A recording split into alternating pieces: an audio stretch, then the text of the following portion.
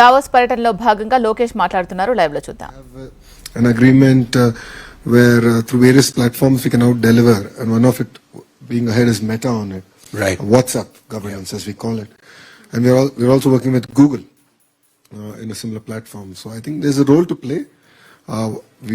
Government's job is to open up and create use cases that can then be scaled up. Yep. But then, of course, I think the initiative will also have to be led by the innovators across the world. In fact, Matt Renner, that brings me to the role of Google. And, before we started this conversation, you were telling me a little bit about specific examples. I was fascinated by what Google brings in terms of AI and healthcare.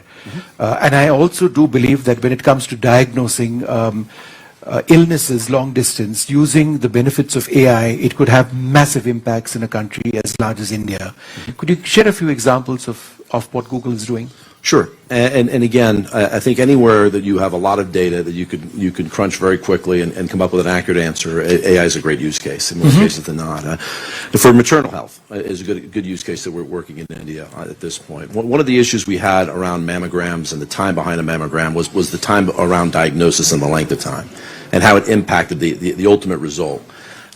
Prior to AI and prior to utilizing these models, it took upwards of 5 days to get the result back to the patient. The problem with that is only about 20% of the patients came back once they got the information about this to go back to the doctor.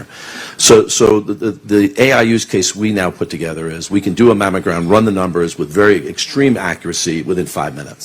So the patient hasn't left the doctor's office, right? So that's a good example of not just speeding up something for productivity, but it's a good example of changing the outcome, which I think is super important when you talk about health. So AI actually analyzes a mammogram, it sort of diagnoses whatever it is, passes on that information to the doctor. So you've got essentially two eyes.